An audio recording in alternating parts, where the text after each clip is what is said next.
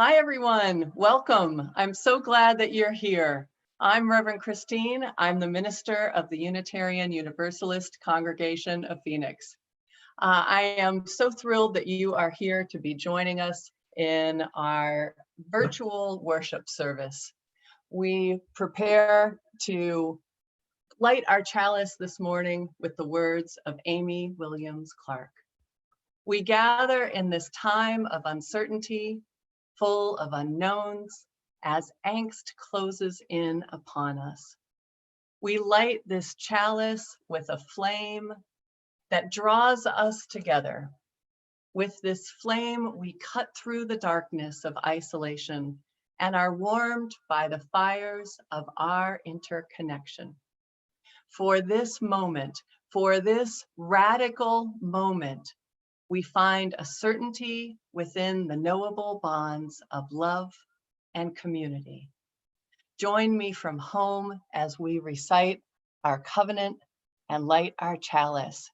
And I invite you to find a candle, a chalice, anything around you, and join us.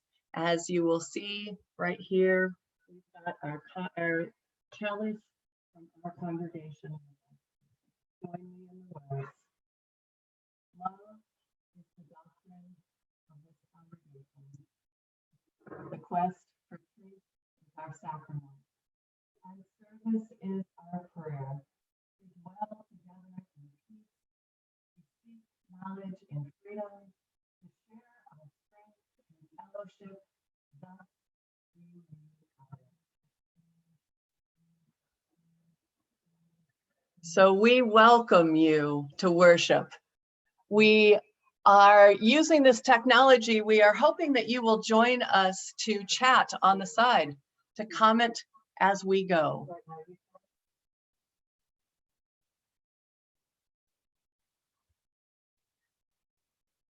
Okay, please feel free to comment in the chat as we go along. It's a wonderful way to build community. The chat may be on the side for you, or it may be on the bottom, or it may be under a button that says more, but this is a way for us all to talk together and to share our experience together. Visitors, we welcome you. We know that there's people worshiping with us from all around the country, and we're so glad that you're here. And we do know that being live comes with risk. We are on week 3 of doing this, and we're doing it our 3rd different way. So please be patient as we figure this all out. So I do want to introduce everyone who's here. We want to say hi to Benji, who is our music director. And Benji is actually at UUCP this morning because he has had terrible timing for his internet to go out at home. So hi, Benji. And we also have our pianist, Mary, who is at home, and Mary will be playing for us as well. And of course, me.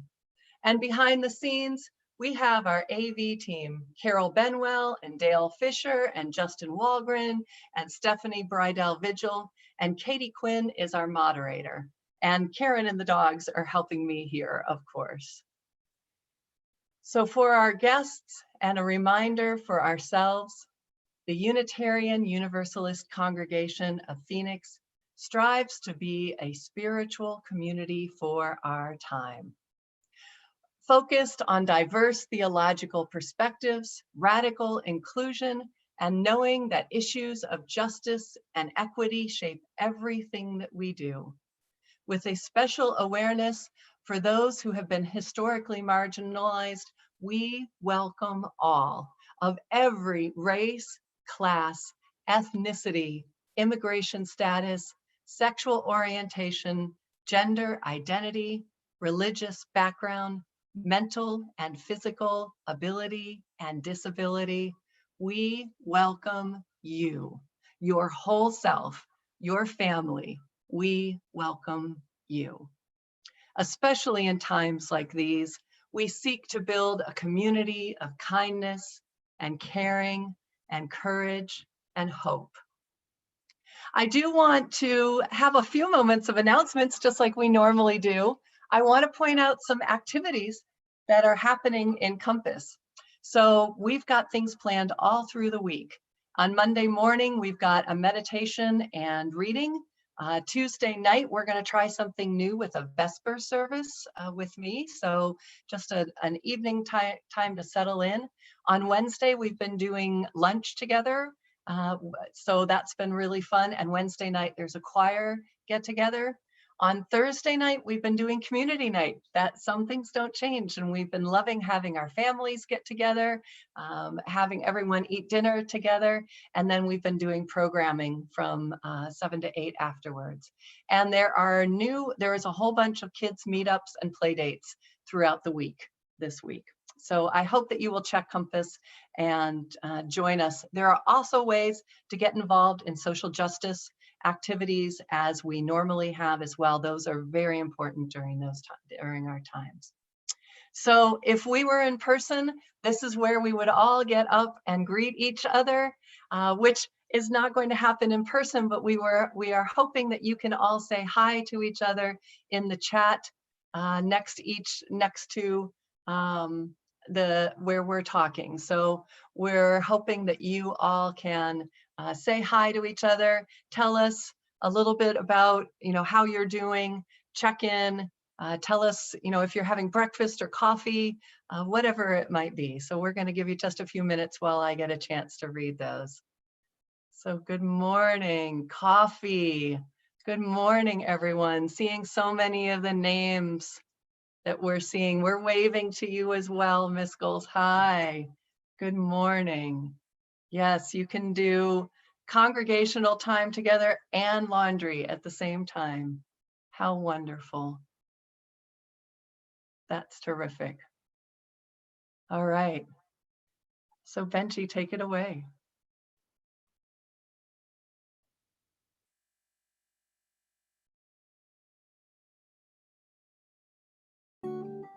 Good morning, everyone. It's been so strange to not see you on Sundays. I miss hearing you sing. I hope you're doing well.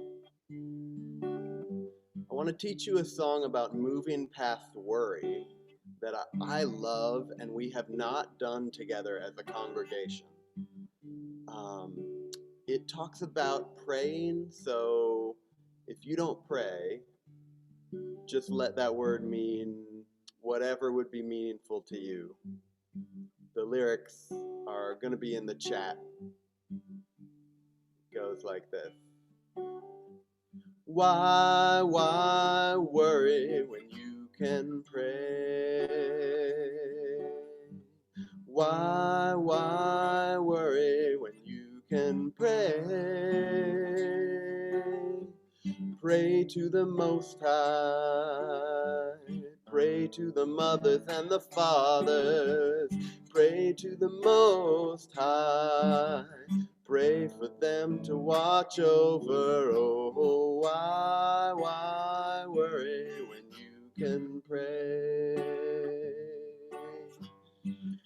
I know I can't hear you, but you're welcome to sing along if you want, or just listen. Next verse, let's do when you can sing. Why worry when you can sing? Why worry when you can sing? Sing to the Most High. Sing to the mothers and the fathers. Sing to the Most High. Sing for them to watch over. Oh, why worry when you can sing? And when you can hope. Why worry when you can hope? Why worry when you can hope? Hope to the Most High. Hope to the mothers and the fathers. Hope to the Most High. Hope for them to watch over. Oh, why worry when you can hope? Aw, it's nice to see you chatting. Let's do the first verse one more time. Why worry when you can pray? Why worry when you can pray? Pray to the Most High. Pray to the mothers and the fathers. Pray to the Most High. Pray for them to watch over. Oh, why worry when you can pray? Thanks, everyone. Oh, it's so nice to have you back with us, Benji. And I am hoping that we have some kids to get with us this morning for Together Time. So if we do, kids, please get to the front of the screen. Get right in front of some of you who are watching on TV. So I have a video of Katie for us for Together Time. So she wants to talk to you about how hard it is to keep a whole bunch of things going at one time. I think maybe we can all relate to that. Give us a second while we get Katie on the screen. There was once a land where everything was balanced perfectly. Children never ever toppled off their bicycles, plates of food never tilted off the table, and servers could hold trays and trays of dishes because they never became wobbly. And in that land, everyone could juggle. Parents juggled babies. Farmers could juggle corn and peas and carrots and chickens. People even juggled chainsaws.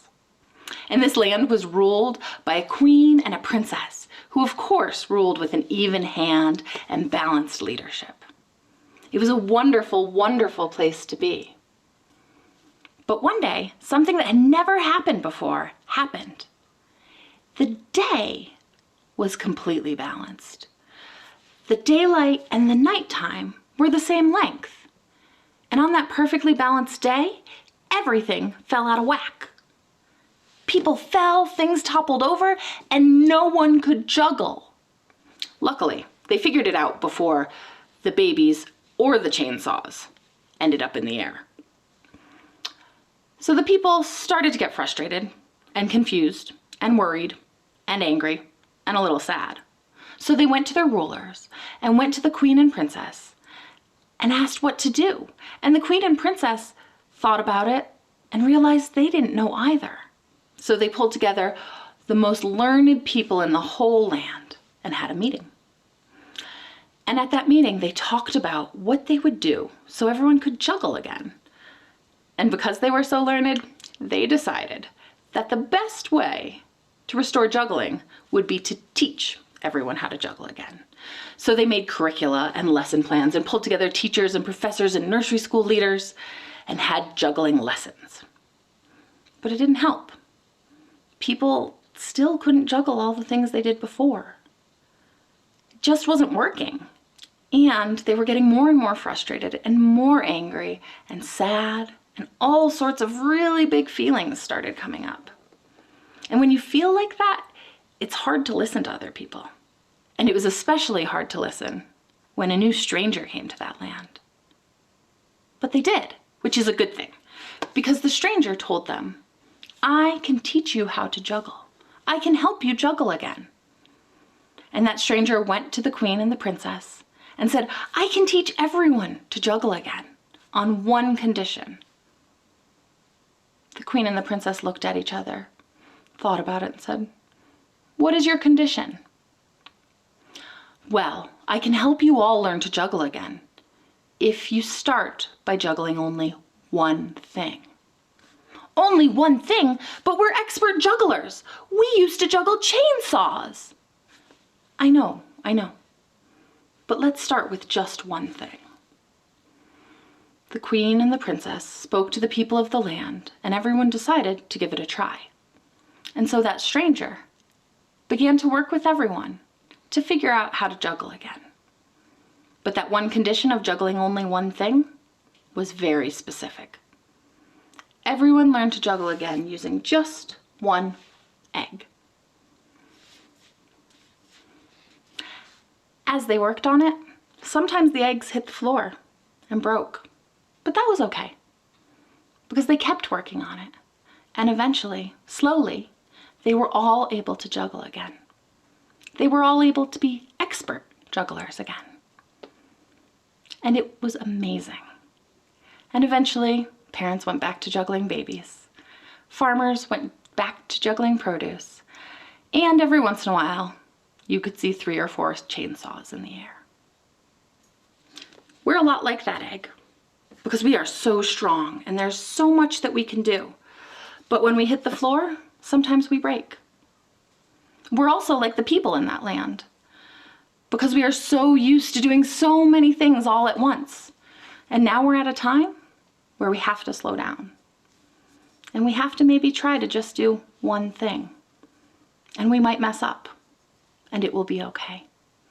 It just takes gentleness and kindness and lots of forgiveness.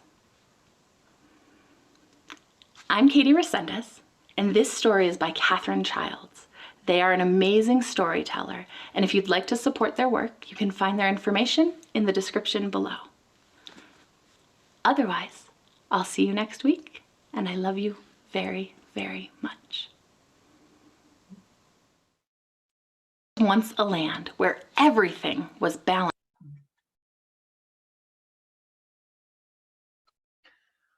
Oh, it was so good to see you, Katie. How wonderful. Thank you for that amazing story. And it's so relevant. Oh boy, I know it's relevant for me. I'm sure that it is relevant for a bunch of other people as well.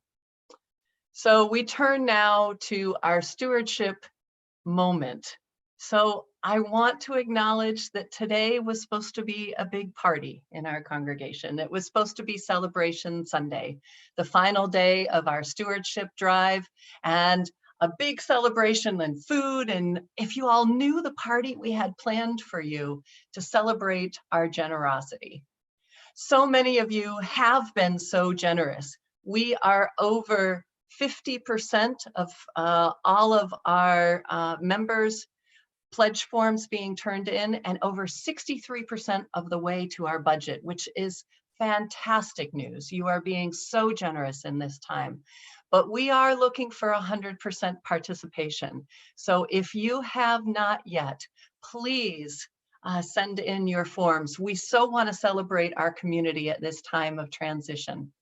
So send in your pledge forms today by the mail, or you can follow the instructions on the screen. At the very bottom on this screen, you can go to our website, push support, and then stewardship pledge, and you can do everything that you were going to do in that mail-in form right there on the web. We are also going to offering this week. So we want to continue our generosity on a weekly basis. And we've got 2 ways that you can do that. You can text to 73256. You just enter that right where you would text the number, and you can put the UUCP offering and then a number, and that's whatever the amount is.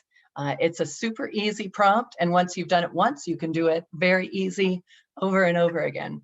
Or you can go to the website, and you can also go to support and donate, and just make sure that you tag it for either a general offering or your 1920 annual pledge.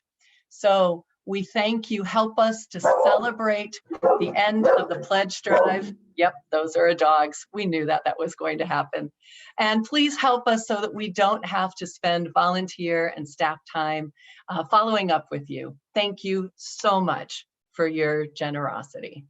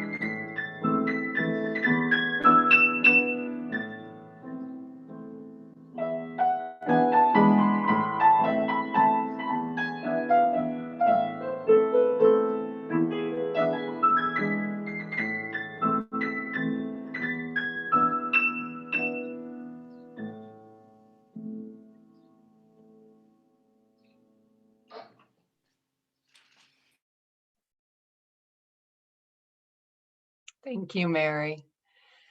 It is the time now when we share our joys and the sorrows of our community.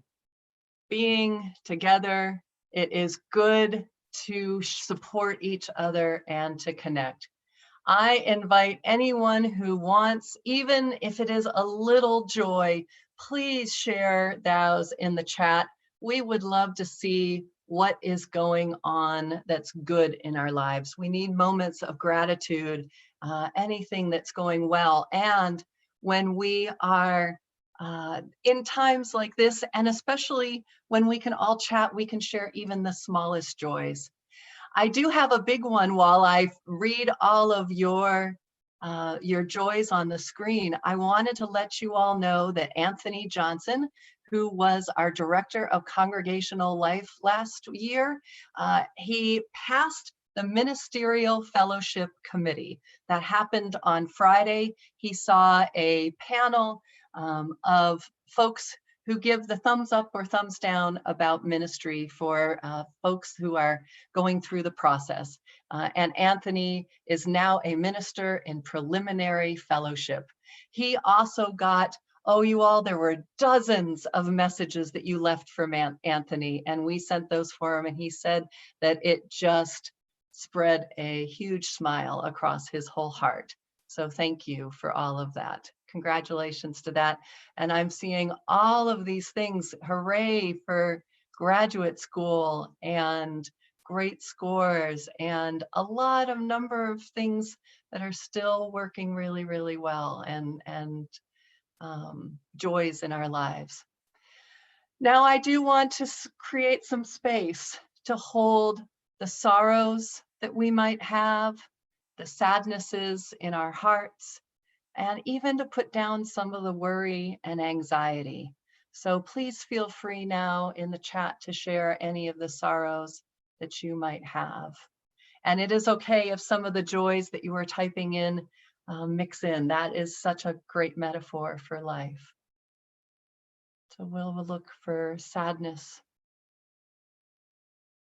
or sorrows.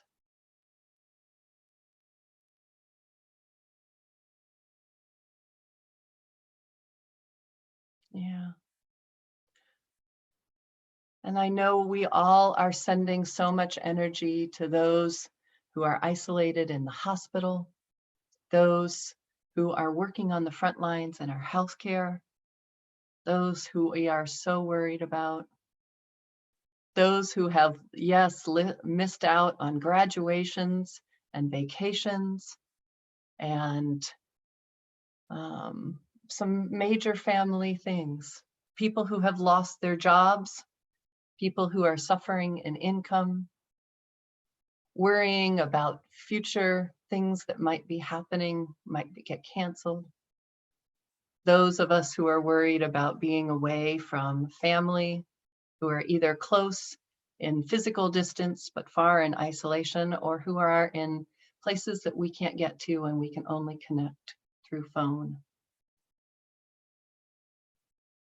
As we hear all these, I also hope that you've been reached this week by our neighborhood group connector volunteers who have been reaching out to as many of you as possible so that we can have a system of periodic check-ins. If you've not been contacted, or if you are able to provide additional help to our congregations, then please email to uucphelplist@gmail.com. And again, if you get sick, please let me know. I can't do much, but I will be holding you in my energy, and I want to know because I so care about you. And there are some ways that our congregation is being set up to help. So I invite you to take a moment to center yourself, to be grounded wherever it is that you are, to connect with the earth and the ground around you, and take a few deep breaths.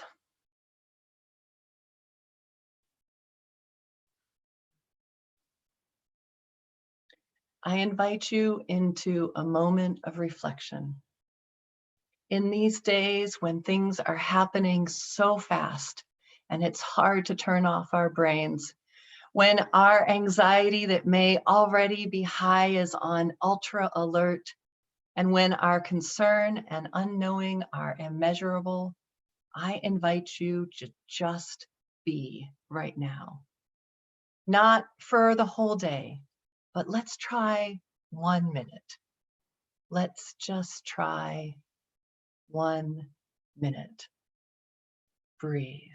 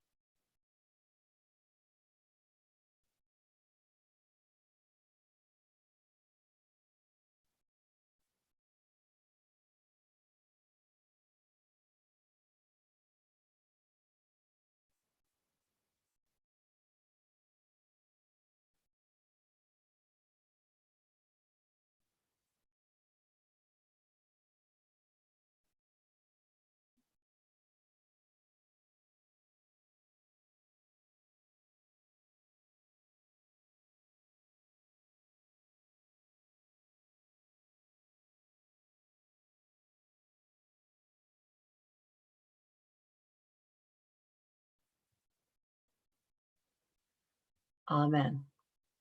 Blessed be. And Ashe.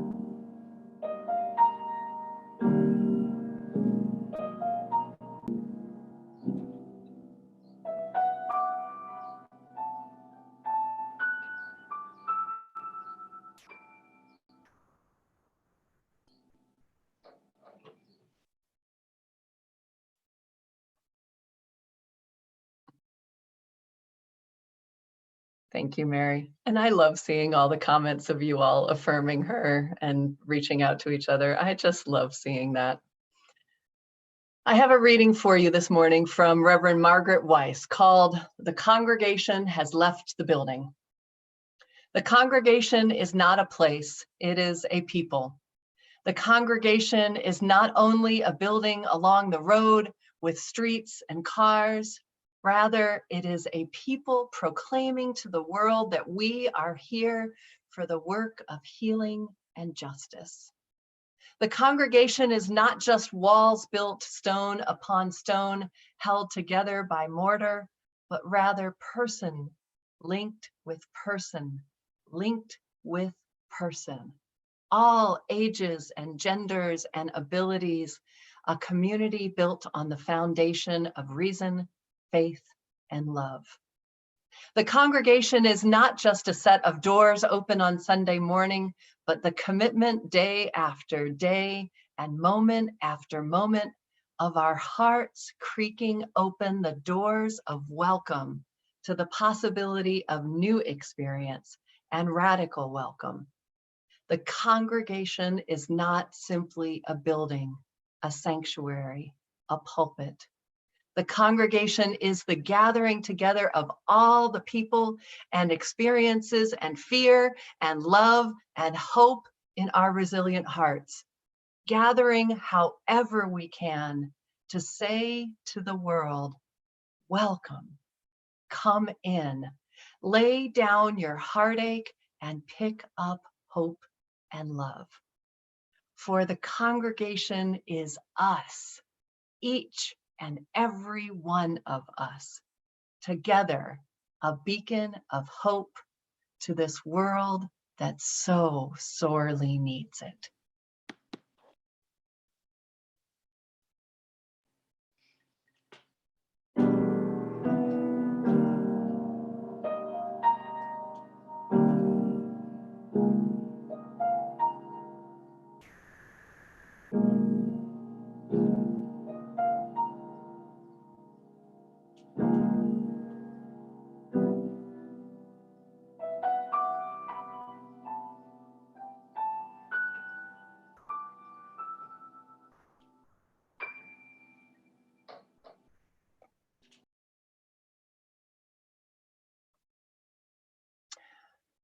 So many ministers have something called a spiritual director. Well, actually, many people who value being spiritually grounded do. But I've got one, and her name is Susan, and I've been working with her for about 3 years now. So like any good coach or therapist, Susan doesn't do any of the work for me. Instead, she grounds me in my best self, that self who knows how to connect to my spirit and my sense of connectedness to the world. And usually she does a lot of reminding me of to do the things that I already know work for me, like taking deep breaths, like getting out in nature, slowing down, and looking for the divine in everything. When things get really challenging, she pulls out her doozy question. Where did you find God in that situation? Now, Susan understands Unitarian Universalists, and she knows that our definition of God is very broad. For some, it can be nature. For some, it can be reason. For some, it can be community. And for others, it's the universe. But she also knows that I can translate when she asks me, where did I find God in that? So these days, I've been thinking a lot about her question, because this is a tough situation. And I, like many of you, have been trying to make meaning out of this quickly changing and scary landscape. I've been trying to ground my emotions and my spirit from jumping to anxiety and worry. And so I find myself looking for those God moments. Now, I want to be clear and say I am not looking for the silver linings. I do not necessarily believe that there is good that comes out of every situation. I think that some situations are just rough and hard, and I don't think that we need to be looking for the good to be able to be in the roughness. I do not believe that things like this virus were sent here to teach us a lesson. I think that that's just not where my heart is. And I certainly do not believe that they came from God. That is not my God. I do believe in science, that this is a virus that is infectious and multiplies inside our human bodies. It was not created by God or a higher power, and I will strongly denounce anyone who uses that line of reasoning for their own hateful agenda. In his book, Religions, Values, and Peak Experiences, Abraham Maslow coined the term peak experiences to indicate the religious experiences that are accessible to anyone, whether they are identified with a religion or theology or not. Maslow, who I've been relying on a lot lately, explores different types of peak experiences, such as ecstatic experiences, or simply a time when we reach out and we feel part of something greater than our simple selves. These can happen at wonderful times, but they can also happen in the valleys of our lives. I find that people talk about them in the most intense times of their life. Think about it. When you had a really joyful experience or a really painful time in your life, did you experience moments that you just can't explain, but that left an impression on you? Something that touched you deeper than a normal human emotion? Something that made you feel connected or held by something beyond yourself. So in a national and global tragedy like this, I find myself looking for the God moments. I see moments from the reality that comes from a place of fear and mortality. While we are always one tragedy away from death, I am finding people realizing that their mortality can feel closer than ever right now. And that makes us more open to exploring the deeper meanings in our lives. I am honestly finding God moments in all of you, all the time, in how you are connecting with each other, how you just said hello to your neighborhood groups, how you are checking on each other, how you are dropping toilet paper off to each other. I am seeing moments every time I talk with our volunteers and our leaders as they extend their hands and ask, how can I help? I'm finding it in the kindness and the vulnerability of our midweek Zoom gatherings. They've been wonderful, and I do encourage you to join us. I'm finding it in my online meetings with my friends, which we're having 3, 4, 5 of them a week now, and the sweetness of the calls with our sons and our mothers. I'm wondering how long this situation will last where I need to keep looking for these God moments. And I am worried just how intense it will get, where I will need to be looking for them even more. But for now, I'm trying to live in the moment and be aware of where they are and being grateful to the connection to that which is larger to me that bring them to me. May you find your own moments in this momentous time together. May you juggle just one thing at a time and be aware of the moments that might be reaching out to you. And may we, as a community, be a generator of so many God moments. So might it be.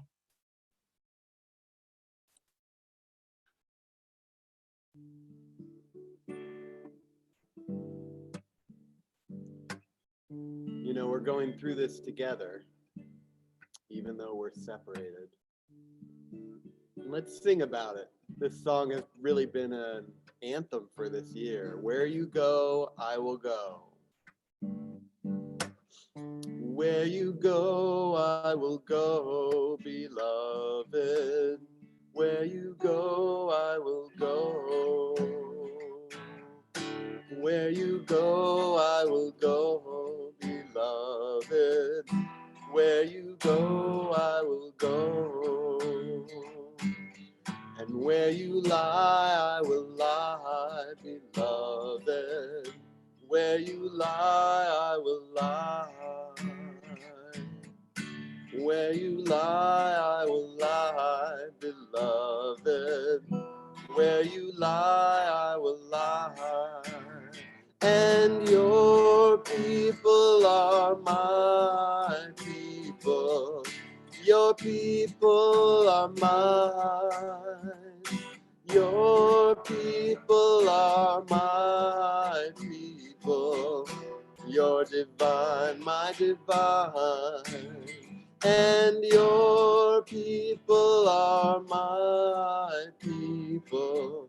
Your people are mine.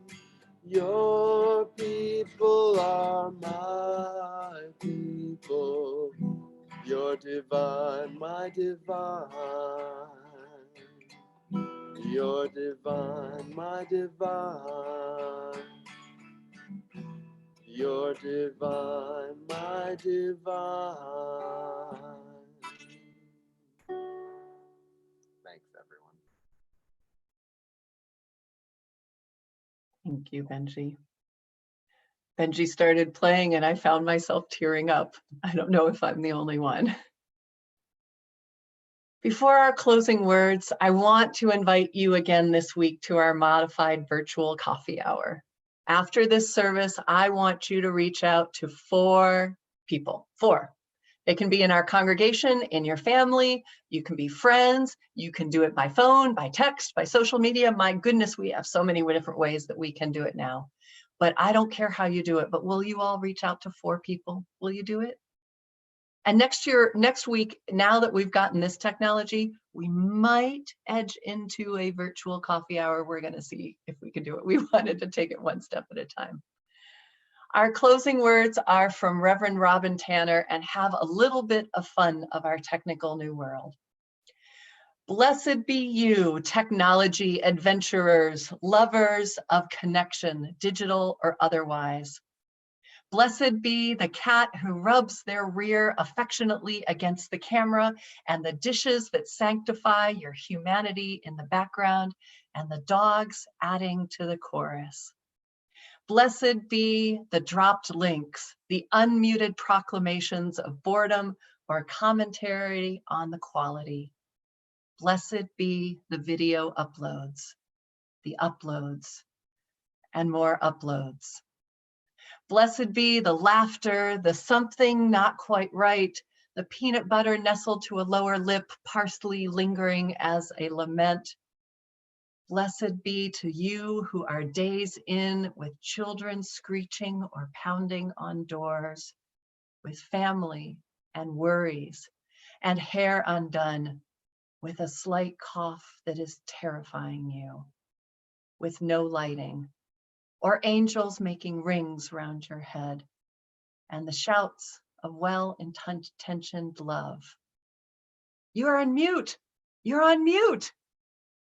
Thank you for the trying, for the connecting, for the love across a desperate bandwidth, for meeting this light within each once more, however imperfectly.